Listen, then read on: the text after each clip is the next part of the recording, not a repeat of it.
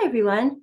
I'm Susan Nash, AAPG, and we have a special treat today. We have a field trip. So put on your life jackets, get all your safety gear on. We're going to go on a float trip.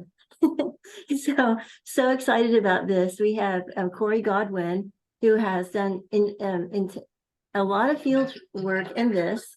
And so really excited about it, and going to start admitting more people because they're in the waiting room. And I just want to make a little announcement. Be sure to check your email because you will get a link to the recording of this when we put it up on YouTube. And then I also will send links to upcoming webinars. We have really exciting ones. We have geologic hydrogen again. We have all sorts of things that have to do with critical minerals and orphan wells. And next week we have an ethics course, and we also have a course or a webinar on treating formation damage. So it just runs the gamut. So we're really, really excited about all of this, and just want to say thank you and welcome to Cory. Oh, thanks. Go ahead, start. Yes. Okay. Oh, and also just tell our viewers a little bit about yourself. My name is Cory, obviously. This is part of my PhD work, which I finished in 2017, and hasn't been updated too much since then. I've been doing some other things, but it's pretty good. I did all my degrees at OSU starting in 1993 and finished in 2017. So I can't seem to quit it. I'm now going to quit going to school. Okay, so this is a float trip on the Spring River in Ottawa County in the Tri-State District, the Oklahoma part.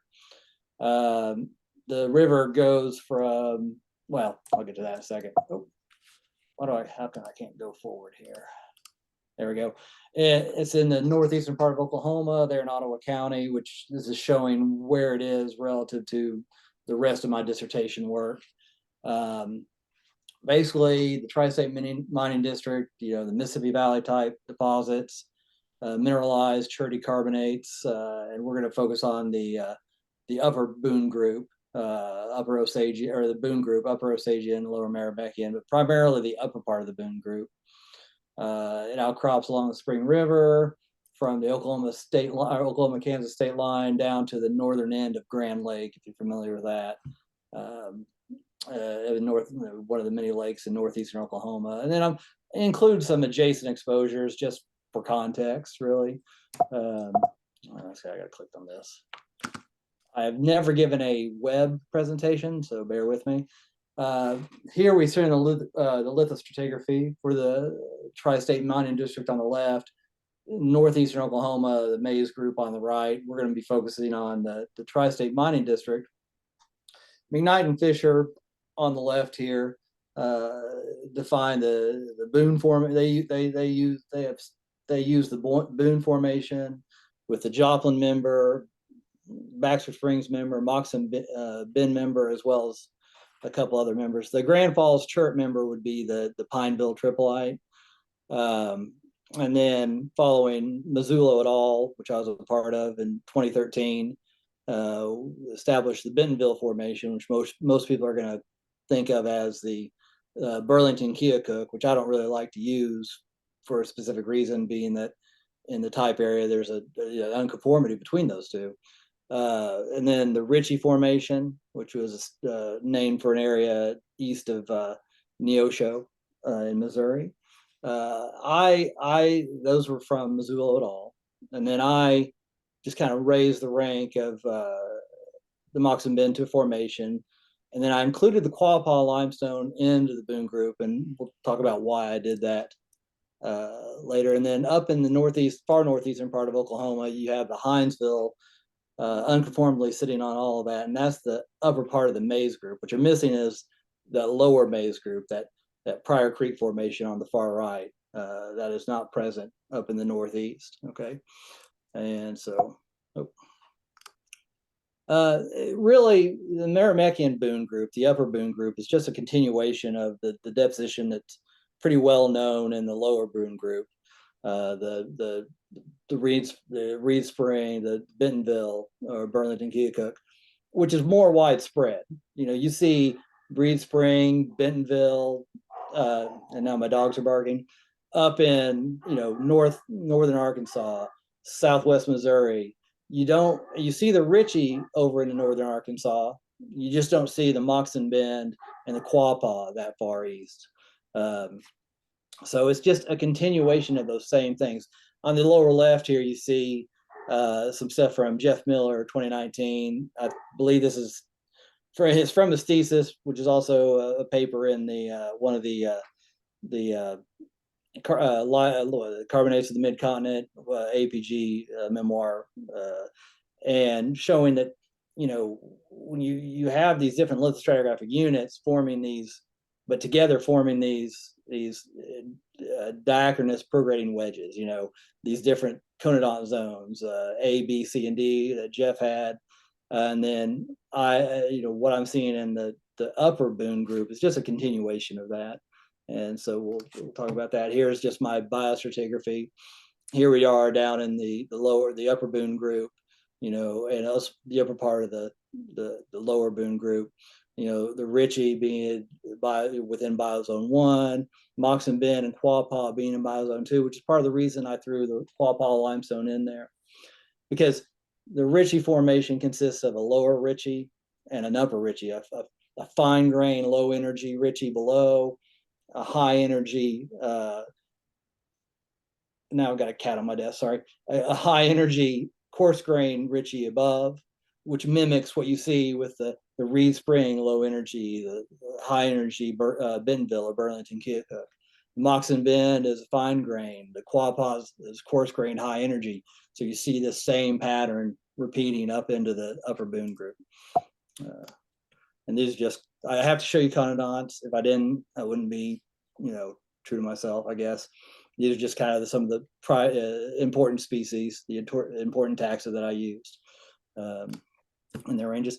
And I always like to go back and talk about the old literature, because being somebody, I worked in industry for about 9 years, and I would always, whether it's working in Indiana, whether it's working East Texas, North Louisiana, I would always go back and look at old literature, but things change. So here we see on the left from McKnight and Fisher carrying over the stuff from Fowler et al. In the early 1900s. This tri-state mining district nomenclature, these beds, right?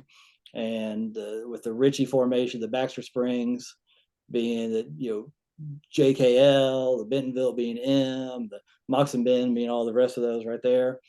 And the J bed, though, I think represents the first deposition of the Moxon Bend above this unconformity, and we'll look at that a little bit. But so if you ever see these in literature, this is what we're talking about here. Ritchie formation, 0 to 65 feet, Moxon Bend, 0 to 140, Quapaw, 0 to 31 feet. Now, this includes a lot of stuff from also the subsurface mining, from the mining district itself, from, the mine. So not necessarily within my area, but it is part of it. So here we are, Baxter Springs, Kansas at the top, all the way down to the north end of Grand Lake. I know it says Neosho River way down there, but there at Twin Bridges is a confluence between the Spring River and the Neosho River. And so we're going to work our way from north to south, starting with the primary launch there in a little park outside Baxter Springs. The great thing about this is I did this, I've only done the whole trip one time with Chris Carson in 2014. And it took us a day. It was about 25 miles. But there are a number of launch points, boat ramps, Bicentennial Park, Devil's Promenade, Moxon Bend, and Twin Bridges. Easy access, especially if you have like a John boat, which is probably even a little bit better in some cases than a canoe if you have to go upstream. I did it all in canoe until mine was stolen when we moved. I went the other way. So here we are. We're going to start the northern sections first. And, they all occur essentially at cut banks, right? So we're going to start with the Baxter Springs type section, which is now Ritchie. Here we are, and just showing the upper part of the Ritchie Formation. Here, the Ritchie is the thickest we're going to see. 25 feet, give or take, in the upper, 25 feet in the lower, these informal members. We're looking north, but it's going to thin as we go south. I didn't really sample this one for conodonts because I just didn't have a good access to. There's just not an easy way to get to it. The Ritchie Formation, conodont biozone 1. Again, the lower Ritchie is that cherty lime mudstone, low energy. Some tripleization. I see that in south of Joplin, but the upper Ritchie being a cherty, fine grain or fine to coarse bioclassic waxstone, packstone, grainstone. Very similar. The upper Ritchie is very similar to the Bentonville or the Burlington Keokuk, we know. And without the short creek, it'd be hard to tell them apart. And especially as you go over into eastern Arkansas or northern Arkansas, southwest Missouri, parts of southwestern Missouri, where the Ritchie is conformable with the short creek and stuff like that. And in fact, the short creek was always thought to be, that boundary was always thought to be just a time transgressive lithostratigraphic boundary only. But what I saw just sampling from northern Arkansas to here to northeast Oklahoma was that there's a subtle but clear faunal change between the Burlington Keokuk / Bentonville and the Ritchie Formation. I never got anything out of the short creek. At some point in time, I just stopped sampling. It was costing money to process those, and I wasn't getting anything out of those. Anyway, so we'll move on down. Again, this is a location 5 Mile Creek, really both cats now. So this one I also didn't sample because there's really not a good location to get in and out in a day with a bunch of samples. But it's mostly upper Ritchie with a little bit of lower Ritchie in there. The Ritchie here is coarse grain, glauconitic, more glauconitic than I see in other places, but it's one of those that I'd like to get back to eventually. And so it's kind of thin to medium bedded, sometimes thick bedded. Now, as we moved on farther south, we get to Bicentennial Park. This is a good one because easy access from the launch. It's not bad to get upstream.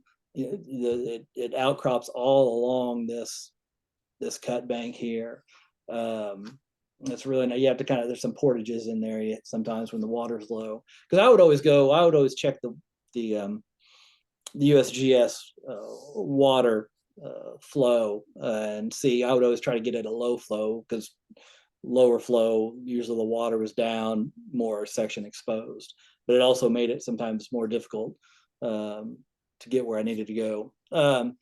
So what we have is, let me minimize this here. This is where we first get into the moccasin bend. The red dots on the right, those are all conodont sampling locations. And so the moccasin bend is cherty, microbioclastic, very fine, waxstone, grainstone. And then you have this sub moccasin bend unconformity. Now, one thing you'll also notice below that at the Baxter Springs location, the first location we looked at, you had 25 feet or more of upper Ritchie, of that upper coarse grain Ritchie, right? Here we're like about 10 feet. So it's cutting the Ritchie out. I mean, perhaps there's some non-deposition, perhaps as we go south, maybe it is thinning, but it really feels like it's cutting it out.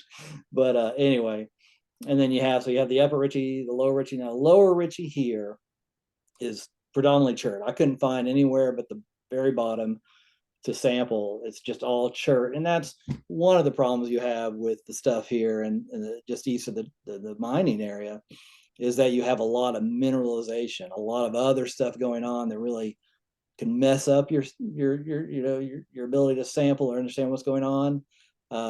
It also adds to porosity. Here, the moccasin bend doesn't have too much porosity. It does have chert, but there's not a lot of tripleization. There's not a lot of this secondary porosity or whatever. Anyway, going on. So this is where we first get into the moccasin bend. Here's the location.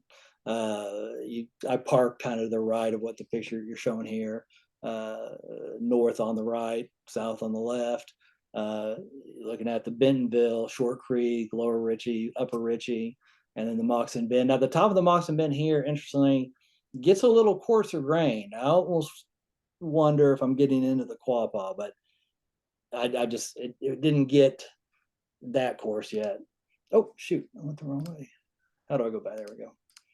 So here we are on the left where, this is the Short Creek, Lower Ritchie contact. It's disconformable. There's a lot of kind of little micro topography on there, if you will. The very base of the Ritchie does have a little grainstone. It's usually very glauconitic. You see this similar thing at Twin Bridges as later in the presentation. You see the same kind of thing south of Joplin on Highway 71 there. Or was that 49 now? Whatever. Highway 71 south of Joplin at Cedar Creek, which we won't cover in this. I know I'm talking fast. I have not done this in a long time. And on the right here, we're seeing the Upper Ritchie, and this is the Moxon Bend. Just kind of give you a feel for the bedding characteristics, what we're looking at. This is the sub-Moxon Bend unconformity, or the J bed of the mining district, glauconitic phosphatic zone. Below their hammer, you see this brecciated zone, right? This kind of in situ brecciation, and you just see pieces. You actually can see fragments within this zone right through here, that the mid hammer area, and then the handle of the hammer, and then you get into the Moxon Bend. But this is something I see everywhere along the river in some form.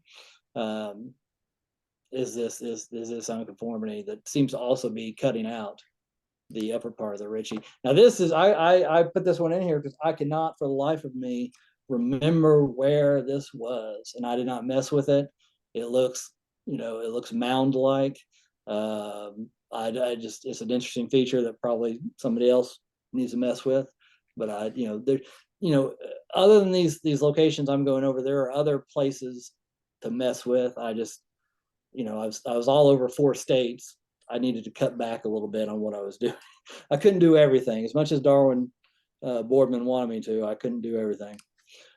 So again, continuing these northern sections.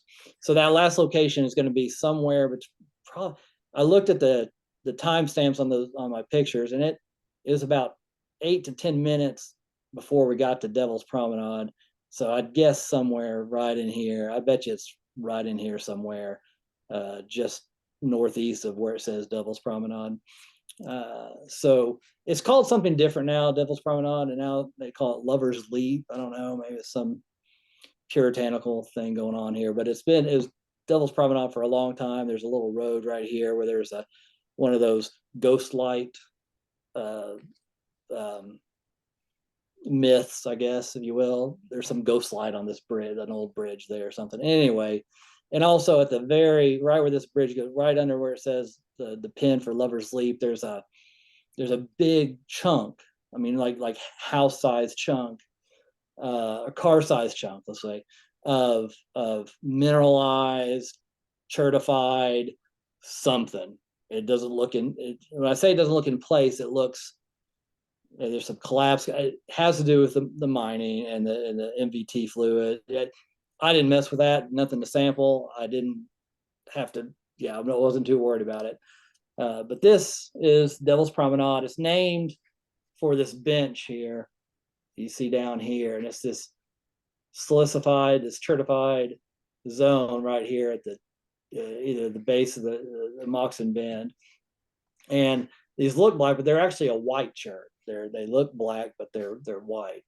All the chert in here is kind of a light gray to white. It's not black, even though it just kind of weathers that way. And to the north there on the right, the south there, there's more outcrop.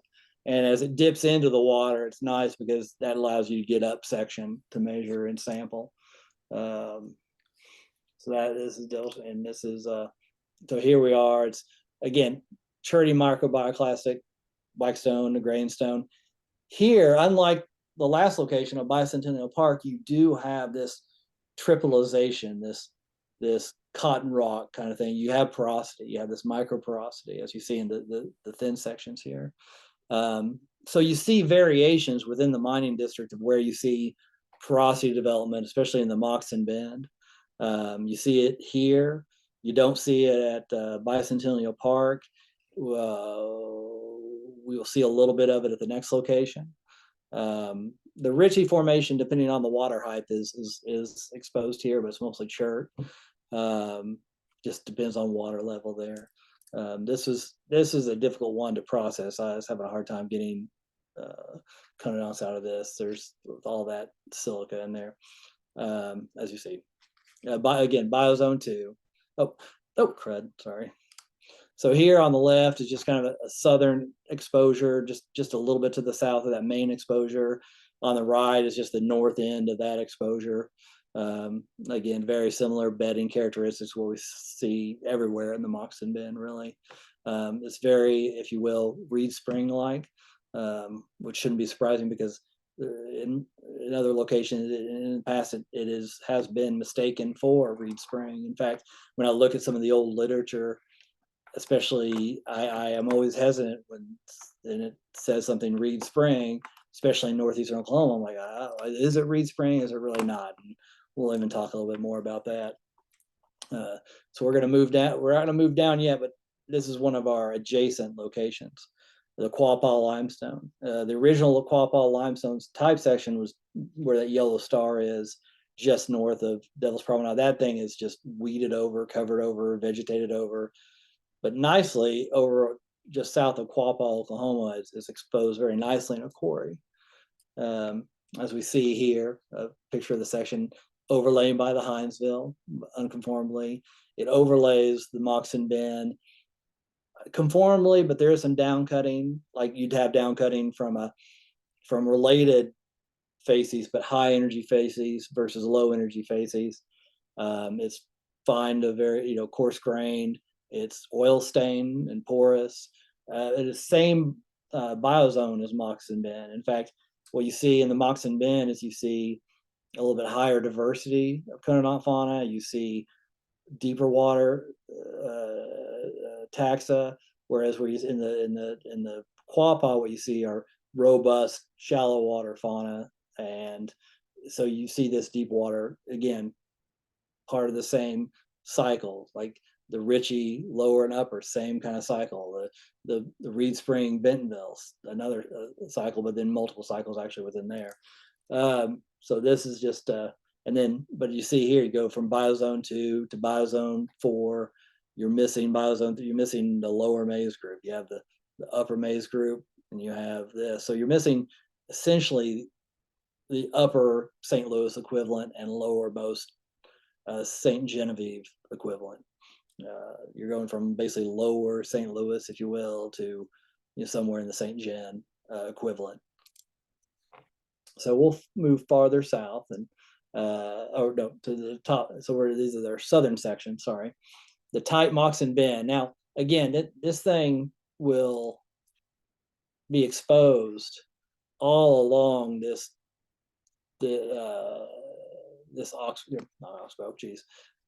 bend in the river. So from here, just north of Highway 10, all the way down. I mean, basically all the way down. I mean, my best location to get up, and I could get up into it and get the whole section or most of the section, was right around in here. That's what this type section is from. So, but nice launching point, get down there, and then as long as the water flow is not too high, you can get back up. Again, if you have a John boat, one of those little aluminum boats, just do that, much easier. Oh shoot, I'm sorry. So, darn it. And so again, you're seeing even more thinning in the upper part of the Ritchie, right over here. And then here in the Moxon Bend, you are seeing some porosity in there. But again, it's just very fine grain, microbioclastic, the same kind of thing. We'll go on to the next one. Here's the location on the left, or this is the location I measured. I could kind of work up that draw a little bit on the right. That red arrow, and you saw it on the previous slide as well. There's a little bit of an uptick in our conodont fauna, where and it's a little coarser grain, it's glauconitic, like maybe a little flooding surface, something like that. Like maybe you're seeing cycles within the moccasin bend, right?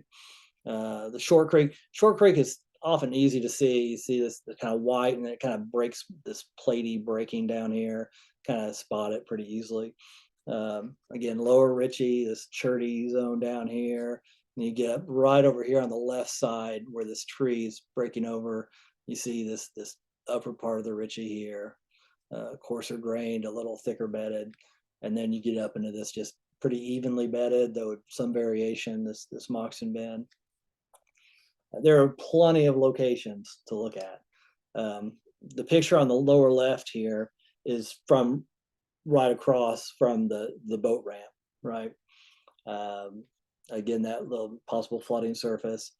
You see, again, biozone 2 conodont fauna, both shallow and deep water species, microbioclastic rock.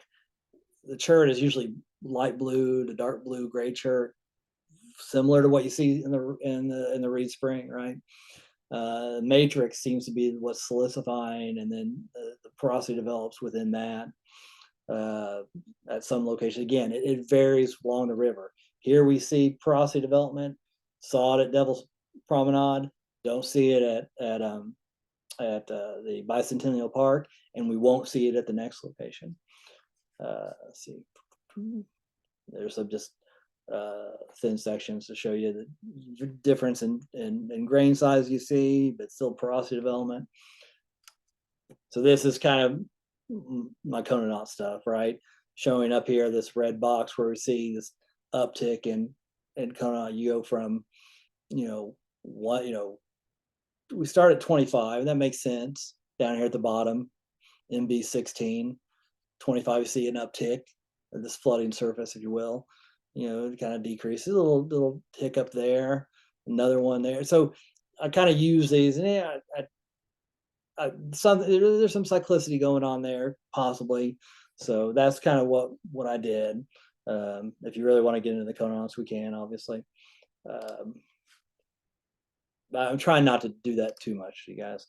This is again looking from the boat ramp, just showing more of the section. If you go all the way to the right, you can kind of work up section a little bit to here, but it kind of ends you see right about here is where the boundary between the Ritchie. Most people want to look at it and they want to put it right here at this very irregular contact. But that irregular contact is really the contact between the grainstone of the upper Ritchie and the very cherty lower Ritchie. So even though that looks like, that's even though this looks very smooth, it's not as smooth as it looks there. So here's just another section farther down the river from even where I did my type section, a slabbed hand sample. When I say hand sample, it fits in your hand, if you will. I know I don't have a scale on there. The Ritchie formation, again, where that white line is, most people say, well, what about this irregular surface down here closer to the water? Again, that's the lower Ritchie, very cherty. This is the upper Ritchie right here, right below this white line on the right of the outcrop photo. And then here we're getting up into the moccasin bend. This picture was taken by Chris Carson, and I appreciate him coming back to get me and not leaving me on the outcrop. He could have very easily. Just another picture, and I'm just throwing these in there just to kind of, because there's just a variety of that's a big, long, it's maybe 2 miles worth of bluff, of outcrop, of bluff to look at. It's just you can't access everything along there. Now this is a feature somewhere along that same moccasin bend bluff that wraps around that bend in the river. The question is, what is it? Is it something that moved? Is it something that, because you can see, I did not mess with it. I didn't give it. Oh shoot! I'm sorry. I did not give it much more thought. I've got an iMac, so every time I touch my mouse, something happens. So, I'm not sure what this is. I don't know if it's a block that just moved. Is there just a little I just a little fault right there, a little, syndipital something, probably syndipital something going on there. I don't know. I'll let somebody else mess with that, but something you can see along the trip. And if Chris Carson takes you on this trip, he will treat you to beer, cheese, and crackers with sausage. He's very good at packing things like that. So if you ever get a chance to take it with him. So we're going to move down to Twin Bridges, which is the confluence of the Neosho and the Spring Rivers to the north end of Grand Lake here. And then it's kind of showing just where we are. A little more close up. I did 2 sections here. There's a northern section, this one on the left, and there's a southern section on the right here. Notice that there's no upper Ritchie here. The upper Ritchie's gone. It's just this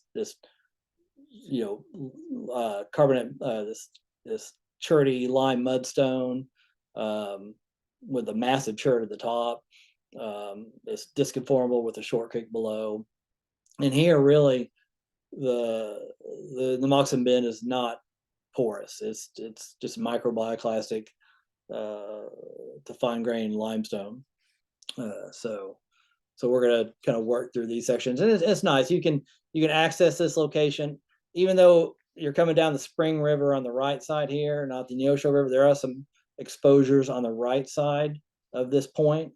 It's easier just to park either down here in the dock area or here in the park, and just kind of, there's a little trail in here. It's easy to get to at the end of the day. So here we are at near the northern location, looking south along the Neosho River, the Short Creek with the Bentonville. They're gradational. They're conformable and gradational. I saw one of the things that McKnight and Fisher did. They had them as unconformable, and I'm like, they're gradational. I don't know what's going on there. I've never seen them disconformable. I've always seen them as gradational. Sometimes sharp, but often just gradational. So we're looking. This is the Moxon Bend at the northern location, not farther away from the point, farther away from the bridge. And down here is that sub-Moxon Bend unconformity. It's glauconitic, phosphatic. You see class of chert in there. You see this in situ brecciation of that uppermost chert in the lower Ritchie. And then here we are on the south end, Short Creek, lower Ritchie, no upper Ritchie. Here's the Moxon Bend up here. You see this massive chert right here, but this is chert with a little bit of mudstone, little bits of mudstone where I could sample. The contact is this silicified and almost like right where the hammer, right above the hammerhead is the silicified glauconitic oolite, right? It's not like the Short Creek. It's silicified, not always, not 100% silicified, but there's iron in there. It's just it's mineralized. It's disconformable, and that's not uncommon when you get south of Joplin, northeastern Oklahoma. The Ritchie is disconformable. Not necessarily a major unconformable, but disconformable with, it could just be a marine hiatus. I'm not gonna go too much into that, but there's a disconformity there, because you see in south of Joplin, you see class. Oh, and actually another location we'll look at, you see class of Short Creek in the base of the Ritchie. So it's been ripped up. There's been some erosion there. Not much time. How much time missing? Probably not that much. But you go to northern Arkansas and east of Joplin, it becomes more conformable. North of Joplin is more conformable. So, sorry. There we go. There's some other things here on the right. You see this silicified zone in the Short Creek. It maintains its texture, but it's silicified. That I talked years ago with somebody's like, "There's no chert in the Short Creek." I'm like, "Dude, there's chert in the Short Creek." Silicified zones. It's not the same ribbons or discontinuous lenses of chert you see in like the Bentonville, the Reed Spring. You know, it's a different style, but there's chert there. On the left is a hand sample, again, fits in your hand, of this microbioclastic moxon bend with these zones of probably burrows of glauconitic, coarser grain glauconitic material. So just some things interesting to look at, I guess. And then, so now kind of done with that trip, right? So that's about 25 miles. You can do it in a day if you're moving quickly. I'd recommend 2 days, if anything, because you can put in and pull out at various locations. But, you know, to put some things in context, we're going to move over to the Fairland Quarry, southwest of Twin Bridges. Oh, run real quick back here. Sorry. When we talk about mistaking things, like we talked about the Moxon Bend being mistaken for Reed Spring before, and we did that ourselves southwest of here in near Veneta, Oklahoma, in Craig County. There's a section I had not sampled it yet. We all went there, Sal Mazzullo, myself, Darwin Boardman, Brian Wilhite, and we, you know, it's Hinesville on this fine grained cherty section, and we thought it was Reed Spring, so we called it Reed Spring. I think it is in one of the publications. I finally ran the samples, and it's not anywhere close to being the age of Reed Spring. It is Moxon Bend. So, and I'm not the first one. That is very common. In fact, this section of Lower Ritchie, this cherty Lower Ritchie, and then this cherty Moxon Bend up here that's mistaken for Reed Spring so often, was mistaken by Reed Springs for somebody else. I can't remember who it was. And they actually put the Short Creek in the St. Joe. So just so when you're reading older literature, be careful. So here we are, we're going to move down to Fairland Quarry. There it was. So it's an awesome quarry, one of my favorite locations. I know it's on the river, and I'm sorry, but if I had to choose river or this, I'd choose this. You have the Bentonville, Short Creek, Ritchie, and Hinesville. Now this Ritchie is different. It is cross-bedded. It is very glauconitic. It is spiculitic. It's oolitic, especially lower down, not ripped up. Some of it's, there are fragments of ripped up Short Creek, but some of it's just oolitic on its own, right? So, and it truncates not only the Short Creek, but also truncates a little bit of the Bentonville. And it has a much higher conodont diversity and abundance, what we see here. It is, you know, the question I've been struggling with is it just a lateral equivalent of that Upper Ritchie, or is it something different? Does it represent that? Does it represent something between the Short Creek and the Lower Ritchie? Is it something that's expanding? Is it representing something at is it representing that J zone that's expanding between the Ritchie and the Moxon Bend? I don't know. But what we see as we go south, and we'll talk about this a little bit, is that the Tahlequah limestone, same biozone as the Ritchie formation, is the same as this Fairland facies, if you will. It is high diversity, high abundance, glauconitic, cross-bedded. More, you know, this Ritchie right here is more offshore than what we see on the river. The Tahlequah is more offshore than that, based on the conodont faunas, the abundance and diversity. So it's a pretty awesome section. Here on the left, this picture shows the Short Creek Ritchie contact, and you see red arrows pointing to class of Short Creek, and it's a very irregular surface. But again, the Ritchie formation here, this Fairland facies, same conodont fauna. Now that you get a couple new species in there, that's what's, but I don't know. I have work to do on that. Anyway, increased abundance diversity, a more offshore open marine than the upper Ritchie, and then what I talked about with the Tahlequah. And you see on this right-hand picture where the Bentonville Short Creek interval is kind of coming up, and that that Ritchie truncates it. In fact, if you go the opposite wall from where, if I'm taking this picture, my back is the next wall that behind my back, you can see that it truncates the Ritchie sits on top of the Bentonville. There's no short creek and part of that. You can actually trace it in the wall, which is really awesome. So very important location. Now we're going to move over here to Sycamore Creek. So Highway 10, if you wanted to drive down to Grove, Oklahoma.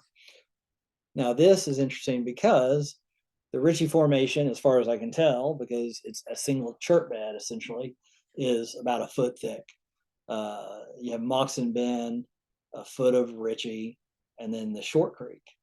And when I did this one, the question, so somebody comes out here and looks at this and they see all that, they're going to assume that Ritchie and Moxon Bend, that's all, it's all one thing, right? That's separate, because there is a little bit of here it is. I think I don't have conodonts from the Ritchie here. I'm kind of making an assumption, but what we're seeing from north to south, from left to right here, is this gradual thinning, I think due to truncation of the Ritchie Formation by the Moxon Bend. And so that's so although that's just a small stop and it's not on the river, it puts things into context. Now, obviously, if you go south from here, and I know this isn't part of the talk necessarily, but you get the Mays Group, what isn't present here, the lower Mays Group at least, and that has characteristics and conodont fauna similar to the Caney. So, what you're seeing is northeastern Oklahoma, you get a continuation of the lower Boone Group that is the upper Boone Group. You're missing part of the Mays Group because I don't think it's deposited there. It's maybe a low standard anyway. So this is kind of a regional picture of the relationships between that upper Boone Group, that Ritchie through Quapaw. You get that Moxon Bend right there at E, and that's the Veneta Quarry. And then you get these erosional remnants as you go south of the Tahlequah, which I think is equivalent to the Ritchie. And I mean that unconformity at the base of the Mays Group, where there's at the base of the Hinesville. Because remember, what we've looked at here, we've seen Hinesville on top of Ritchie. I've seen Hinesville on top of Moxon Bend down at in Veneta, down here in Craig County, which is where E is here, number 21. I have Hinesville on top of Quapaw. Now, if you go south, you will see the Mays Group. Now, you get the lower Mays Group. You'll see it on top of Woodford. You see it on top of Ordovician Rock. You see it on top of Reed Spring. You see it on top of Bentonville or Burlington Keokuk. That sub Mays unconformity, whether it's below the Hinesville or below the lower part of the Mays Group, is a major unconformity, and it's not surprising when you consider that what is separating is the lower part of the St. Louis equivalent rocks, Salem equivalent, and the upper St. Louis equivalent. So that is a major unconformity, not just here but elsewhere. And then, as we see here, this is my regional. Sorry, I'm kind of losing my voice. I haven't talked this much in a long time. So you're seeing this, just kind of this regional. We go down to the Llano uplift, the Fort Worth Basin, West Texas, Northern Arkansas. A lot of similarities interregionally. So I think that's it. I don't know how fast I moved. Not bad. I appreciate it. Sorry if I talk too fast sometimes, but that should be it. Well, that was great. And I mean, it's so interesting. I have just a quick question, then we have some questions from the audience. Is there any place that you can rent canoes? Any of the places where you can easily enter in? Yeah, like you do on the Illinois. Now, if you look at those maps, there's when you're up there towards Bicentennial Park, I think there's on the Google Maps, it shows a place, a business, a rental. I've clicked on it a couple times and always led me to I think one time it got blocked by my security software. So not that I'm aware of. So Well, it just looks great. It looks like it's fairly deep and not a lot of rapids and Yeah, no, it is. You know, you can people fish on boats almost as far north as I know. I mean, there are boat ramps everywhere, not just little small put-ins, but boat ramps all along the river. So, you know, if you know, as long as you're not putting, you know, like a houseboat on there, you're probably fine, you know.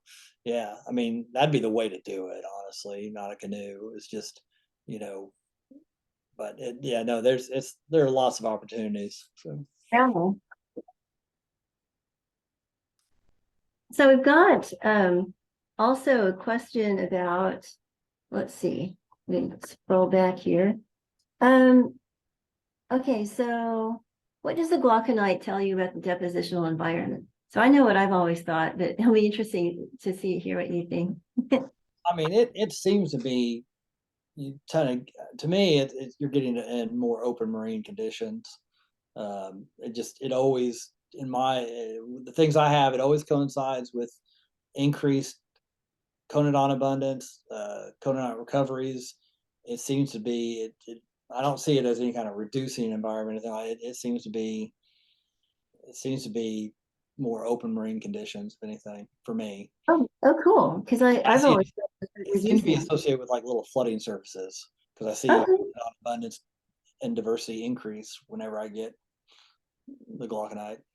Okay, because I always thought it was like kind of reducing quiet environment, but And maybe it is, you know, maybe, yeah, no, you're right. I mean, I'm wrong. yeah, I mean, I see, it always seems to be in these grainstones where I get, you know, like increased conodont abundance and diversity. And just, you know, if you gave me a core and said, you know, pick some, you know, 5 conodont sampling and there are 5 glauconitic zones, I'm sampling those.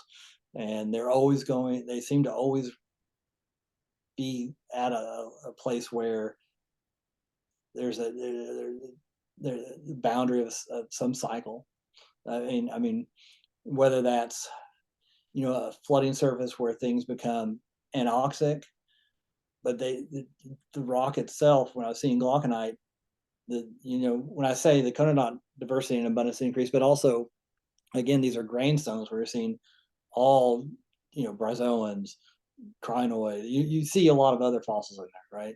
You know, and these aren't ripped up from other rock. So they're coming now. They may be moved down, but they don't think they've been moved down that far, if anything. So Super interesting. Okay, so we have a question. What's the title and publication on Godwin oh 20? yeah. So hey, Jared, the 2017 that's just my dissertation, but it's also in that uh,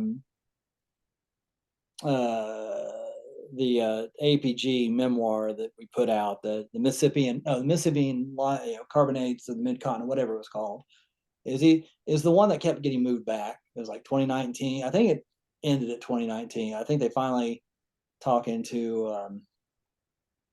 I think 2019 was the date on that. But yeah, that's my thesis or dissertation. But also those will show up in that APG memoir on the Mississippian carbonates of the midcontinent. The one that Dr. Grammer and who else? Trying to remember who else were the editors on that. Anyway, so that's the one. They'll be in that. I just love it.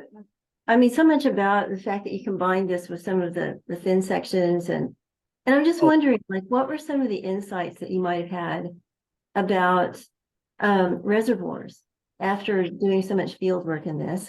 well, my thing was, especially when I started doing it, when Boardman had me start this, I was doing the Maze Group, and then driving over to work with Sal and those guys on the stuff there in northern Arkansas. You know, so what you had, you know, all this we're talking 2009 to 2014. You know, the Mississippi line was the big play, and everybody was jumping from northern Arkansas, you know, like Boone County and parts of Missouri, all the way over to Osage County and wherever they were drilling. It's just skipping over northeastern Oklahoma. And as I was driving back and forth, I I don't want to say discovered, because discovered makes it sound like nobody else knew, but I like, what's that at Twin Bridges I was coming across, realizing that what was happening was they're skipping over from northern Arkansas to Osage County, and nobody was saying, hey, what about this stuff here in northeast Oklahoma? Because you look at it, it looks so much like Reed Springs. So it's like, oh, it's just Reed Springs. There's a whole other section above the Bentonville or Burlington Keokuk, above the Short Creek, that could come into play down here, that with those fluids, those MVT fluids, whether they're sourced from, the watchtows, wherever, those, helped create these porous zones, as we saw along the river, that, could inform your decisions, in the subsurface. As we saw going from one location along the river over 25 miles, you saw porous zones, you saw tight zones, you saw porous zone, it varies, especially with those those fluids coming up. That's super useful because it kind of gives you an idea of like at least the reservoir architecture in the subsurface, and also the type of completion techniques, like exactly what will happen where and when you frack. That I haven't done that kind of thing in a long time, and over more than a decade, so I'm not even going to talk about that, about completions. I don't know anymore. The last thing I did was the Haynesville in Louisiana, but so no, I don't know. But the other thing, talking about the reservoir architecture, are the unconformities.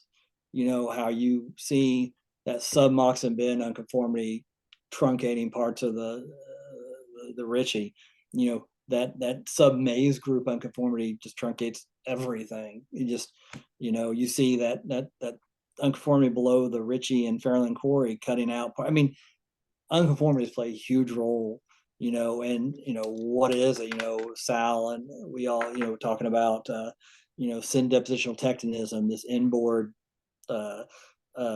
flexure during the early phases of the collision. So what's going on in these you get these little topographic highs, these little unconformities, and that's, yeah, I think that played a role, understanding these unconformities, understanding the syn depositional tectonism that maybe created those, or some of those may not, like the ones at the top of the Short Creek between that, may not have anything to do with syn depth. That may just be, some kind of flooding and starvation there. I'm not sure. So. Well, this is cool. So I've got a question about, did you see any inconsistency between the published literature and your outcrops? Depends on which published literature. I mean, if it's very recent, no. Again, that goes back to what everybody was doing with the stuff in northern Arkansas and then applying it to the subsurface of Oklahoma without even looking at what we had in northeastern Oklahoma. That was the biggest inconsistency. But when it comes to the subsurface, I did not work the subsurface of this at all. I mean, I did a little bit of conodont work for people, but I haven't worked the subsurface at all. So as far as published literature, again, there's some little things I could point out, like the Tahlequah limestone, which is not part of this, but it was originally, way back when, it was actually part of the Boone, or it was the glauconitic zone in a Boone. Then Huffman in the 50s placed it in the Maze group, and then I took it back out of the Maze group, that kind of thing. So. Okay, so just a big quick reminder to everyone, we are recording this and we will make it available as AAPG on TGS. Somebody mentioned AIPGA, and AIPG is nice, but we're not AIPG. So anyway, now, there's a question about Texas formations. Now, are you asking about like the Mississippian Texas formations? That I haven't really worked those firsthand. I did a little bit of Barnett, and then most of the stuff I did for that regional thing was looking at literature, biostratigraphic literature. If you're talking about East Texas, that's all Jurassic and Cretaceous stuff, so that's different. But so anyway. You might, Jerry McCaskill has a something in the Q&A.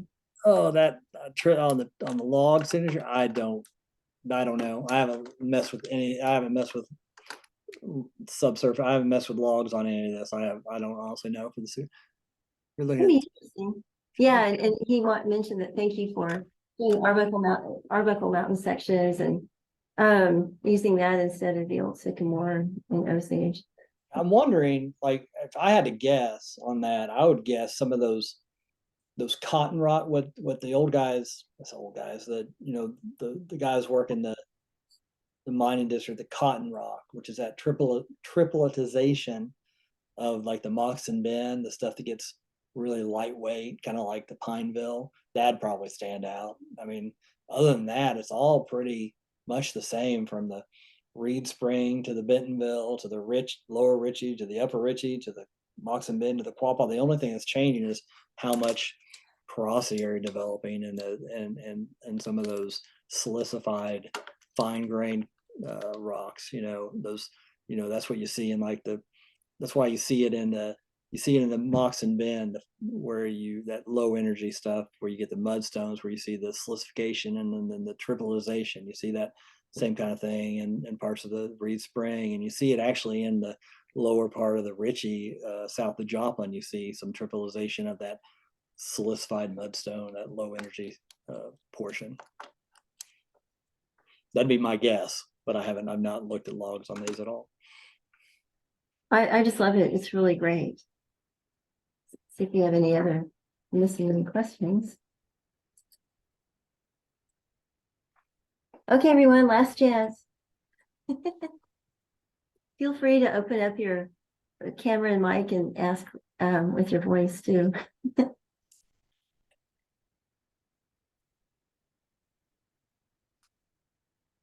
Well, I just want to thank you, Cory, for such an amazing presentation. I just think it's great. I'm glad you successfully wrangled the snake that your cat was playing with this morning. Yeah, again, not the first one we've had in the house. But yeah, no, it's just one of those things. Yeah, sorry I had to flake on you in June. We had a trip, and then I had a project this summer that I was working on that was an opportunity I couldn't pass up. But oh no, this worked out really well. It's a really good turnout, and I think it's perfect for Halloween because you can think about it. And I mean, there are probably a few canoeing days left in the year, if someone's brave. well, no, I mean, I would never do this in the summer. This is the time of year to start thinking about doing these trips. I mean, it's like Tom Thompson, the conodont worker with the Missouri survey, once said to me, is when you work this part of the country, Oklahoma, Missouri, Arkansas, you write in the summer. You don't do field work in the summer. You write in the summer because, you know, everything's overgrown. You know, Well, it's a really good point. Yeah. those rivers are so snaky. You know, even when Chris and I went down there, we saw at least one, and yeah, I wouldn't. The only problem is you get low flow, and when the river enters Grand Lake, that confluence, that flow really slows down, and you're almost basically canoeing on a lake, which is, you know, it's no fun. Well, I noticed you're doing like March, you know, like this spring. Yeah, I would get some of that flow coming out of the mountains, but it's not too overgrown, perhaps. Yeah. Mm-hmm. Yeah, that's a really good point about not being able to see anything when there's a lot of vegetation and snakes. Yeah, I almost stepped on a couple snakes mating one time in Mays County, and I was done. I was done with summer field work after that. Yeah. Well, you know, sometimes we have no choice. I'll try to share this with you somehow. Okay. Do you have access to the APG FTP site? I don't even know if it's the same get one. that. Yeah. And you can also use like jumbo mail and all that stuff. No idea what that is. Man, I don't know what that is. Yeah, the APG FTP would be perfect. And then I'll try to get this available, but we definitely will be sharing the recording. So I just need to process it and put it up on YouTube, and I'll send an email with the link. But I just want to thank you again, and the dream is to have this available also as a kind of like as a PowerPoint in a PDF form that people can download from TGS and Oh yeah. yeah. And I'll put my email address on it in case anybody wants to bother me. Absolutely. No, it's absolutely great. Well, I want to thank you. This is just really amazing. And just, I'm going to stop recording now. So thank you, everybody. Bye. And I will stop recording. All right.